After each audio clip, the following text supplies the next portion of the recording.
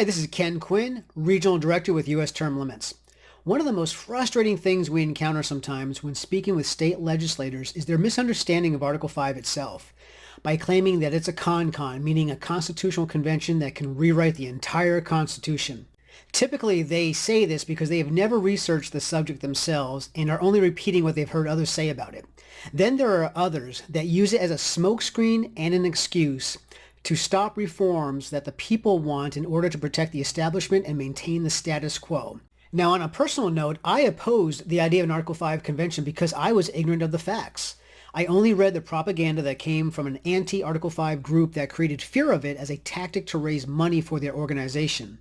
It wasn't until I did my own research and discovered that they were outright lying about our constitutional history that I embraced the idea and realized that the Article 5 convention is the very tool the framers gave us to check the power of an abusive and corrupt Congress. The evidence that an Article 5 convention is not a con is irrefutable.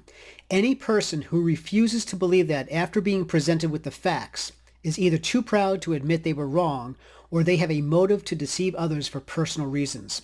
All of the records demonstrate that the framers and ratifiers of the Constitution understood that Article 5 was not a con and could only propose the amendments the state legislatures specified in their applications.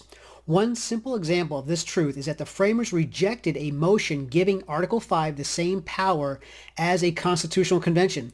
Yes, you heard that correctly. The framers rejected a con.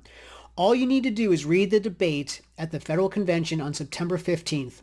Immediately after the unanimous vote to restore the convention back into Article 5, the motion was made by Roger Sherman of Connecticut, and James Madison documented the following, quote, Mr. Sherman moved to strike out of Article 5 after legislatures the words, quote, of 3/4, unquote, and so after the word conventions, leaving future conventions to act in this matter like the present convention according to circumstances, unquote.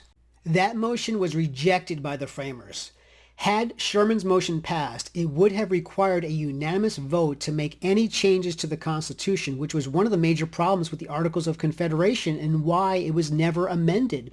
The requirement for unanimous consent is a long-standing practice among countries, states, and parties when they are joining a new compact, not amending one. And based on Sherman's statement, Article 5 would have had the power to act like the present convention, a constitutional convention, to draft a new constitution. Thankfully, the framers rejected the con and gave us a tool to check the power of a corrupt federal government. It is time we finally use it and propose a term limits amendment for Congress to help turn that corrupt body of career politicians into one where citizen legislators represent the American people for a short period of time. Please join us at termlimits.com and let's make the framers proud and use Article 5 as they intended us to do.